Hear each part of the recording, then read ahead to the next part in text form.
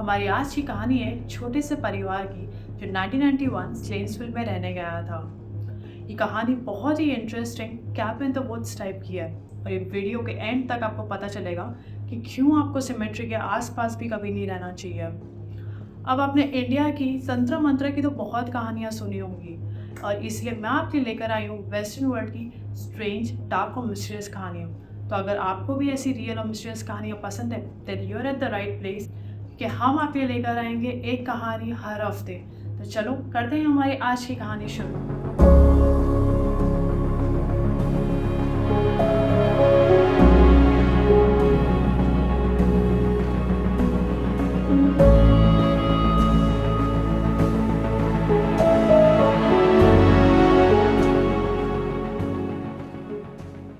1991 में Brian candle और उसकी छोटी सी फैमिली सिटी की बिजी लाइफ से बहुत ज़्यादा थक चुके थे।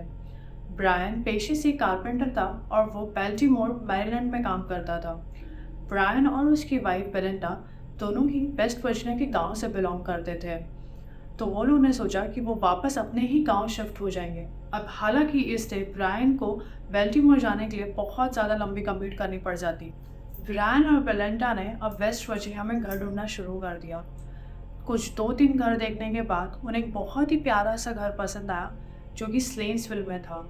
स्लेन्सविल की पॉपुलेशन अराउंड 324 है जितना मैंने लास्ट चेक किया था।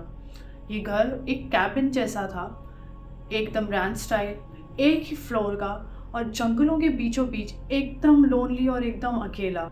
ये कैबिन एकदम अलग और अकेला था बट एटलीस्ट ये बच्चों के लिए एकदम सेफ था। अब बेलिंडा और ब्रायन दोनों ही बहुत अनसेफ नेबरहुड से आए थे जहाँ वो अपने बच्चों को बिना सुपरविजन के बाहर भी नहीं भेज सकते थे। बेलिंडा वॉज हैप्पी कि अब यहाँ पे एटलीस्ट वो अपने बच्चों को बिना कोई टेंशन के बाहर खेलने तो भेज सकती है। अब ब्रायन ने घर की प्रोटेक्शन के लिए एक फ्रेंडली लैब्राडोर भी खरीद लिया जिसका नाम बच्चों ने कोको रखा। कोको बहुत ही प्यारा, बच्चों के लिए बहुत ज़्यादा प्रोटेक्टिव और फैमिली के साथ तो बहुत जल्दी घुल मिल गया था। फैमिली को स्लेन्सविल में रहने में मज़ा आने लगा था। उन्हें अपनी नई ज़िंदगी, नया घर, सब कुछ बहुत अच्छा लगने लग गया था। सब कुछ सही चल रहा था बट स्टार्टिंग में ब्रायन और उसकी फैमिली अब स्लेन्सविल में सेटल हो चुके थे। बेलिंडा ने अपने भाई को घर पर इनवाइट किया जो कि अपनी वाइफ और अपनी बेटी जॉर्डन के साथ घर आया था। जॉर्डन की उम्र और बेलिंडा के बच्चों की उम्र लगभग सेम ही थी और जॉर्डन का हालांकि में बर्थडे होके गया था, तो बेलिंडा ने घर पे केक और बलून्स लाके जॉर्डन के लिए एक सरप्राइज प्लान किया था। केक खाने के बाद सारे बच्चे अपने बलून्स लेके लिविंग रूम में चले गए और सारे बड़े किचन में खड़े होकर अपने ड्रिंक्स पी के बातें करने लग गए। अब ये जो घर था ये एक ओपन कॉन्सेप्ट हाउस था जहाँ से किचन में खड़े होकर आपको पूरा लिविंग रूम दिख सकता था। बट वहाँ पे जब बड़े अपनी बातें कर रहे थे तो उन्हें एक अजीब सी चीज़ नोटिस की। जैसे ही बच्चों ने बलून्स लिविंग रूम में ला के छोड़े तो सारे बलून्स हीलियम की वजह से ऊपर जाके सीलिंग पे लग गए। बट उनमें से एक बलून ऐसा था जैसे लग रहा हो किसी ने उसे टाइट पकड़ के उसी को नीचे खींच के ला रहा हो। बड़ों ने थोड़े टेंशन में आ गए तो उन्होंने थोड़ा ऐसे करके देखा, जैसे उन्हें देखा वहाँ पे कोई भी नहीं था। सब बड़े अपनी बातें करना छोड़कर उस सीन की तरफ देखने लग गए क्योंकि वो बहुत ही ज़्यादा अननेचुरल था। बलून रूम के बीचों बीच था और बच्चों से दूर था, इसलिए बच्चों का उस पर ध्यान नहीं था। लेकिन बड़े किचन से सब कुछ देख रहे थे पर वो ये चीज़ समझ नहीं पा रहे थे कि ये हो क्या रहा है। फिर धीरे से वो बलून मूव करता है रूम में और वो जॉर्डन की तरफ आने लगता है। जॉर्डन मुड़ के पीछे देखती है और कहती है थैंक यू, और वो बलून पकड़ने का ट्राई करती है बट जैसे ही वो पकड़ने जाती है वो बलून उड़ के वापस सीलिंग पे चला जाता है जैसे किसी ने उसे छोड़ा हो वहाँ पे। अब जॉर्डन रही 3 या 4 साल की बच्ची तो उसने इतना ध्यान नहीं दिया इस बात पे और वो उड़ के वापस अपने खेलने में बिजी हो गई। अब सारे बड़े इसमें बहुत ज़्यादा डर चुके थे। वो ये समझ ही नहीं पा रहे थे कि कोई हीलियम लीक था या कोई हवा का झोंका था जो बलून नीचे आ गया।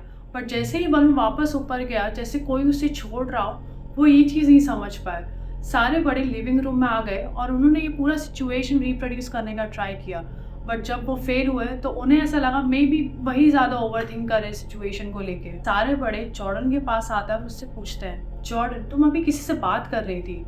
जॉर्डन 3-4 साल की बच्ची थी तो वो कुछ समझ नहीं पाई। बड़ों ने उसे फिर से पूछा जॉर्डन तुमने अभी किसी से थैंक यू कहा, तुम किससे बात कर रही थी। जॉर्डन एक डायरेक्शन की तरफ पॉइंट करती जहाँ कोई नहीं था और वो कहती हिम। सारे बड़े उस डायरेक्शन में देखते हैं जहाँ कोई नहीं होता और वो इस बात को एकदम मजाक में ले लेते हैं। जैसे कहते हैं आपस में कि यार ये कोई हीलियम लीक होगा या जॉर्डन कोई इमेजिनरी फ्रेंड है, let's just all forget about this and enjoy the party right now. जैसे ही जॉर्डन और उसकी फैमिली वापस चले जाते हैं तब ब्रायन और बेलिंडा एक दूसरे को देख के बोलते हैं, ये थोड़ा अजीब नहीं था? कुछ दिन बाद ब्रायन अपनी बेटी ब्लेयर से पूछता है, चलो हम जंगल एक्सप्लोर करने चलते हैं, क्योंकि ब्रायन बहुत ही ज़्यादा बिजी रहता था और उसने अब तक जंगल एक्सप्लोर नहीं किया था। ब्लेयर बहुत ज़्यादा एक्साइटेड हो जाती है और ब्रायन और ब्लेयर दोनों ही जंगल की तरफ चल पड़ते हैं। थोड़ी देर तक घूमने के बाद वो चलते चलते एकदम से रुक जाता है, जैसे उन्हें अपने सामने कोई शॉकिंग चीज़ देखी हो। ब्रायन अपने सामने एक वैन देखता है जो पूरी तरह से जल चुकी थी। अब ये वैन फॉरेस्ट के बीचों बीच में थी और वैन का सिर्फ एक आउट ऑफ फ्रेम बचा हुआ था, आसपास कोई रोड भी नहीं था। जैसे ही वो वैन के पिछले हिस्से में जाते हैं वहाँ पे वो स्टफ टॉयज देखते हैं जो पूरी तरह से जल चुके थे।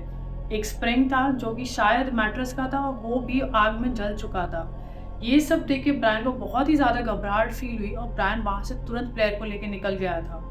ब्रायन हड़बड़ी में घर आता है और वो बेलिंडा से उसको सब कुछ बता देता है। वो दोनों साथ बैठ के ये सोचते हैं कि वो वैन वहाँ पर आई कैसे, अगर आई भी है तो वहाँ उसके अंदर स्टफ टॉयज क्या करते हैं जो बच्चों के हैं, एक मैट्रेस क्या कर रहा था उसके अंदर, ये सब जला कैसे। अब मूव होने के बाद कुछ महीनों तक ब्रायन ने स्लेन्सविल से बेल्टीमोर तक कम्यूट किया, बट वो उससे बहुत ज़्यादा थकने लग गया था क्योंकि रूट बहुत ज़्यादा लंबा हो चुका था उसके लिए। तो अब ब्रायन ने सोचा कि वो मंडे टू फ्राइडे बेल्टीमोर अपने मॉम के घर रहेगा और फ्राइडे नाइट को वो स्लेन्सविल आ जाएगा। अब इसका मतलब ये था कि मंडे टू फ्राइडे बेलिंडा और उसके बच्चे कैबिन में अकेले रहेंगे बिना कोई गाड़ी के। But Belinda was okay with it क्योंकि बेलिंडा बचपन से ही ऐसे ही सेटअप में रही है, तो उसे कोई प्रॉब्लम नहीं थी इन चीज़ों से। बेलिंडा के घर के पीछे एक आरवी थी और ब्लेयर बहुत दिनों से जिद कर रही थी कि उसे उस आरवी में जाके एक रात गुजारनी है। बेलिंडा थोड़ी सी हिचकिचाहट में उसे कह देती है कि तुम जा सकती हो।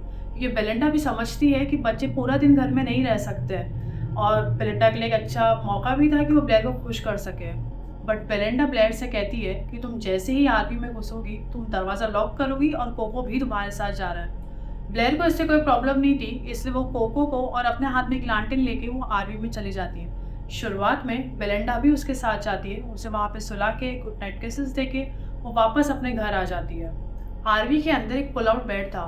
पुल आउट बेड पूरा आरवी का स्पेस ऑक्यूपाई कर रहा था। अब राइट साइड पे एक विंडो थी और उस पर ब्लैकआउट कर्टन थे जो कि बंद थे, बट बेड के दूसरी ही तरफ एक डोर था और डोर के बाजू में एक और विंडो थी। वो विंडो में कोई कर्टन्स नहीं लगे हुए थे। अब आधी रात हो चुकी थी और अचानक से कोको बहुत तेज़ी से बाग करने लगती है, जिसकी वजह से ब्लेयर की नींद खुल जाती है। कोको बहुत ही ज़्यादा अनईजी लग रही थी और वो डोर की तरफ ही कंटिन्यूसली देखी जाती थी, जैसे उसने कुछ देख लिया हो वहाँ पर। कोको को शांत करते करते ब्लेयर बाहर विंडो की तरफ जैसे ही देखती है, मून लाइट में उसे एक फिगर पास होते हुए दिखती है। वो समझ नहीं पाती है कि ये कोई इंसान था कि कोई जानवर था, पर उतने ही देर में कोको अब डोर की तरफ नहीं, वो विंडो की तरफ देख के एकदम ज़ोर से घुर्राने लगती है। वो विंडो ब्लेयर के एकदम बिल्कुल पास में था। ब्लेयर को लगा ये उसकी मॉम होगी, तो कोको वहाँ पे शांत करती है, अपनी लालटेन ऑन करती है और वो डोर की तरफ जाती है। जब उसे डोर से कोई नहीं दिखता तो वो डोर खोल के बाहर जाके चेक करती है, चिल्लाती है, mom mom are you there. उसे कोई आवाज़ नहीं आती है, तो वो घर की तरफ देखती है। घर की लाइट्स भी सारी ऑफ होती है। ये देख के ब्लेयर बहुत ज़्यादा डर जाती है और भाग के फिर से अपने आरवी के अंदर आती है और अपना डोर लॉक कर देती है और उसके बाद वो सोने चली जाती है। अब कोको विंडो के ब्लैकआउट कर्टन्स की तरफ देख के घुर्राने लगती है और दांत दिखाने लगती है। ये माहौल देख के ब्लेयर बहुत ज़्यादा डर जाती है और वो अपने ब्लैंकेट के नीचे जाके छुप जाती है। वो बस यही विश करती है कि कोको प्लीज़ आज रात के लिए शांत हो जाए। बट जब कोको शांत नहीं होता है तो ब्लेयर सोचती है मे बी अभी भी उसकी मॉम बाहर होगी और मे बी शायद उसी ने मिस किया हो, तो वो विंडो की कर्टन हटा के बाहर देखने लगती है। और जैसे ही बाहर देखती है तो उसे डार्क फिगर में एक आदमी दिखाई देता है जो उसके विंडो के बिल्कुल सामने खड़ा होता है और वो उसी की तरफ देख रहा होता है। ये देख के ब्लेयर बहुत ज़्यादा डर जाती है और वो अपने ब्लैंकेट के नीचे जाकर वापस छुप जाती है। ये देख के कोको अब ब्लेयर के ऊपर आके चढ़ जाता है, उसे प्रोटेक्ट करने लगता है। इस रात ब्लेयर को तो किसी तरह नींद आ गई थी, पर घर में भी कुछ हो रहा था। ब्लेयर को सुलाने के बाद बेलिंडा ने अपने छोटे बेटे शॉन को भी उसके कमरे में सुला दिया था। अब शॉन रहा 3 साल का और बहुत ही अच्छा स्लीपर था, बहुत ईजीली सो जाता था।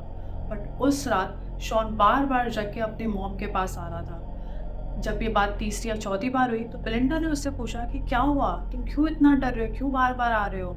तब वो कहता है कि there is a monster outside my window. वो बहुत ज़्यादा डरा हुआ था उस वक़्त। तो बेलिंडा उसके कमरे में जाती है और वो बाहर से देखती है। विंडो के बाहर उसे कुछ नहीं दिखाई देता, सिर्फ़ घना जंगल दिखाई देता है। तो वो शॉन को तसल्ली देने के लिए कहती है कि बाहर कुछ नहीं है, मेबी कोई जानवर होगा जो तुमने देखा है। कोई बात नहीं, तुम सो जाओ। और वो उसे उस रात के लिए सुला देती है। अगले दिन धूप को देख के ब्लैर को चैन की सांस पड़ी और उसे तुरंत कोको को लिया और वो घर के अंदर भाग गई। अब ब्रेकफास्ट टेबल पे बेलिंडा, ब्लेयर और उसका छोटा भाई शॉन तीनों बैठे थे। बेलिंडा ने ब्लेयर से पूछा, कैसा रहा तुम्हारा आर्मी कैंपिंग? ब्लेयर जो यूजुअली बहुत बातें करती थी, उसने उस वक्त कुछ नहीं कहा, वो चुप रही। बेलिंडा ने फिर से पूछा, अरे कुछ बताओगी, कैसा रहा तुम्हारा आर्मी कैंपिंग? ब्लेयर ने कहा, अच्छा था, बट मैं शायद दोबारा नहीं जाऊँगी। वो दिन उस वक्त चला गया था, बट रात के टाइम पे जैसे ही बेलिंडा ने अपने दोनों बच्चों को उनके कमरों में सुला दिया था, वो अपने कमरे में भी आके आराम से सो चुकी थी। उसी रात बेलिंडा को एक बहुत ही अजीब सपना आया। सपने में बेलिंडा देखती है कि उसके बेड के फुट के पास एक बच्चा खड़ा होता है, जो उसे इशारा कर रहा होता है उसके साथ चलने के लिए। बेलिंडा उसे फॉलो करने लगती है, वो घर के बाहर चली जाती है। घर के बाहर देखती है, दिन का माहौल होता है और पूरे आंगन में सफ़ेद चद्दरें लटकी होती है। बच्चा भागकर उस चद्दरों के बीच में जाके छुप जाता है। बेलिंडा भी भागकर उसे ढूंढने लग जाती है। जैसे जैसे वो चद्दरें हटाती है, उसे पैर में कुछ चुभने लगता है। जैसे वो नीचे देखती है तो नीचे होती है कपड़े सुखाने की एक क्लिप। वो उसे निकालती है और उतने ही में वो जग जाती है। अब जगते ही वो ये चीज़ समझ जाती है कि ये एक सपना था। वो अपने आप को ठीक करती है, वो वापस सोने चली जाती है। पर दूसरे ही दिन जब वो अपना ब्लैंकेट ठीक करने के लिए बेड के आसपास घूमने लगती है, तब उसे वहाँ बेड के नीचे एक कपड़ों की क्लिप दिखाई देती है। अब दिक्कत ये थी कि उसके पास कभी कोई कपड़ों की क्लिप थी ही नहीं। वो कपड़ों की क्लिप देख के वो इतना ज़्यादा सोच में चली गई थी, वो ये सोचने लगी, क्या ये रियल था कि मैं स्लीप वॉक कर रही थी कि ये एक्चुअली सपना था? बेलिंडा ने उस दिन अपनी बहन को कॉल किया और उसे सब कुछ बताया। बेलिंडा की बहन ने कहा, मे बी तुम वहाँ पे अकेली हो बच्चों के साथ और आइसोलेटेड एरिया भी है, इसलिए तुम्हें ऐसा लग रहा है। क्यों ना मैं वहाँ आती हूँ और बच्चों का ख्याल रखती हूँ और तुम थोड़ा सा ब्रेक ले लो। बेलिंडा को ये आइडिया बहुत ही अच्छा लगा और उसने उसकी बहन को घर बुला लिया। उसकी बहन ने उस दिन बच्चों का ध्यान रखा। बेलिंडा बैकयार्ड में जंगल के पीछे चली गई थी वॉक करने के लिए। जैसे ही वो वॉक करके थोड़ा सा अंदर जाती है, उसे वहाँ पे 4 छोटी-छोटी टोम्बस्टोन्स दिखाई देती है। अब वहाँ पे कुछ नाम तो नहीं लिखा था, बट उससे ये इंडिकेट हो रहा था कि वो शायद कोई बच्चों की है। बेलिंडा को ये चीज़ बिल्कुल भी अच्छी लगी, उसे घबराहट सी होने लगी और उसे वहीं पे वॉक छोड़ के वो वापस घर की तरफ लौट गई।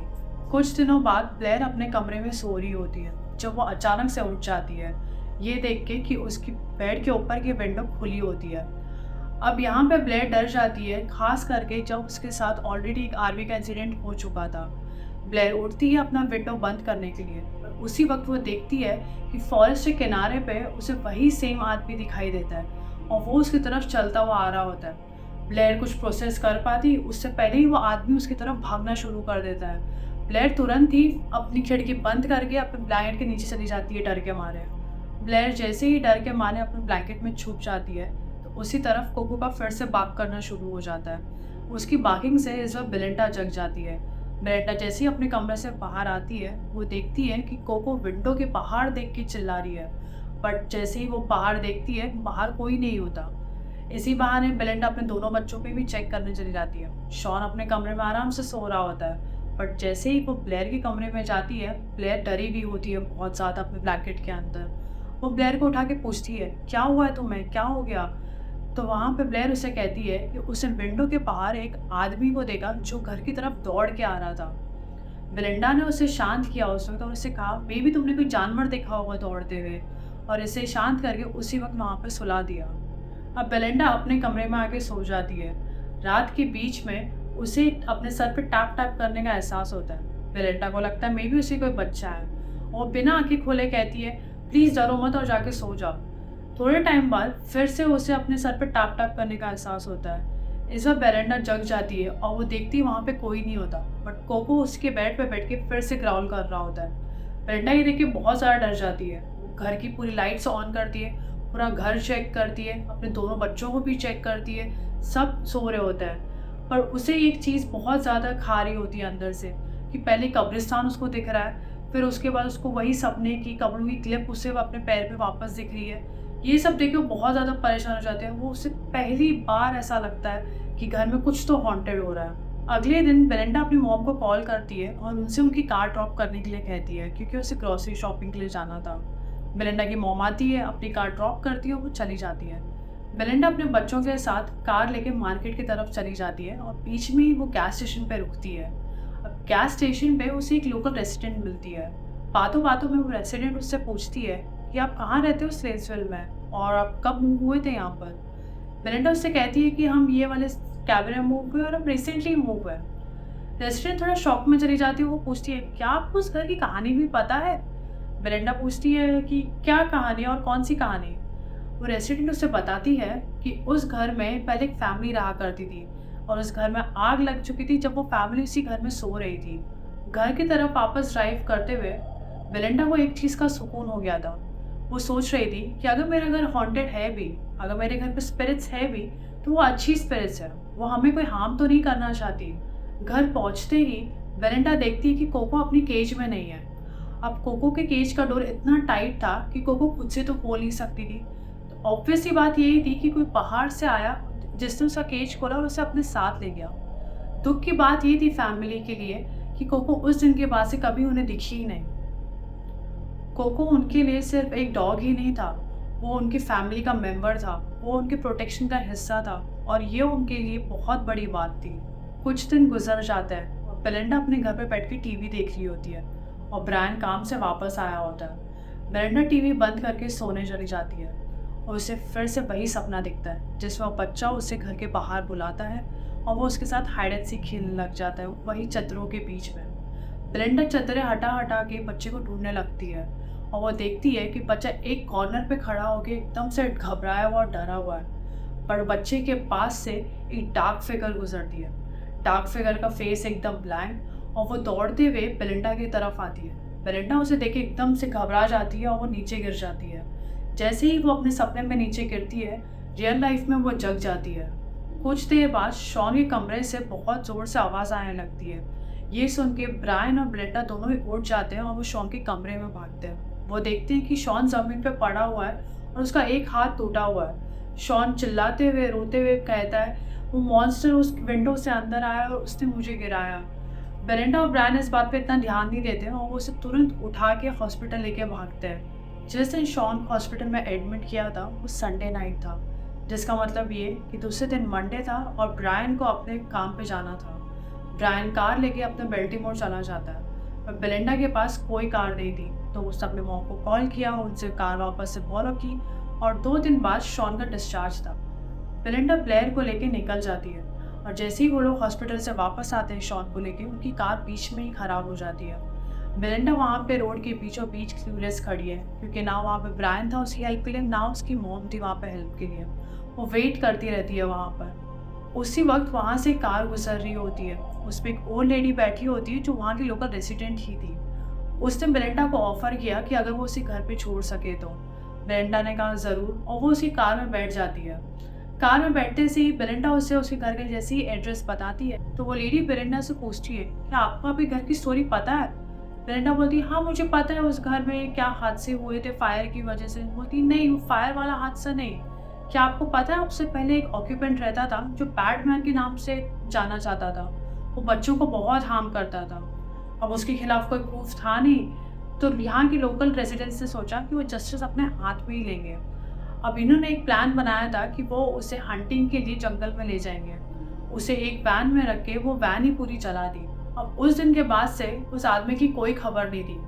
बेलिंडा ये सब सुन के बहुत ज़्यादा डर जाती है और वो ये सोचने लग जाती है कि अगर मेरा घर हॉन्टेड है, अगर मेरे घर में कोई इविल स्पिरिट है, तो अब वो मेरे बच्चों को भी हार्म कर सकती है। बेलिंडा जैसे ही घर में घुसती है, वो ब्रायन को कॉल करके सब कुछ बताती है और वो अपने सारा सामान पैक करने लग जाती है। ब्रायन घर पहुंचता है, वो लोग उस दिन उस घर से निकल जाते हैं। ब्रायन के मॉम के घर बेल्टीमोर में रुक जाते हैं और उस दिन के बाद से ब्रायन और उसकी फैमिली कभी उस घर में नहीं गए। तो हमारी आज की कहानी यहीं ख़त्म होती है। कमेंट सेक्शन में ज़रूर बताना कि आपके क्या थॉट्स और ओपिनियंस रहे हैं इस कहानी को लेके। अगर आपको भी वेस्ट की ऐसी स्ट्रेंज, डार्क और मिस्टीरियस कहानियाँ पसंद हैं तो हमारे चैनल को लाइक, शेयर और सब्सक्राइब ज़रूर कीजिए, क्योंकि आपके सब्सक्राइब करने से हमें मोटिवेशन मिलती है हर हफ्ते एक नई कहानी लाने के लिए। That's it for today, see you next week.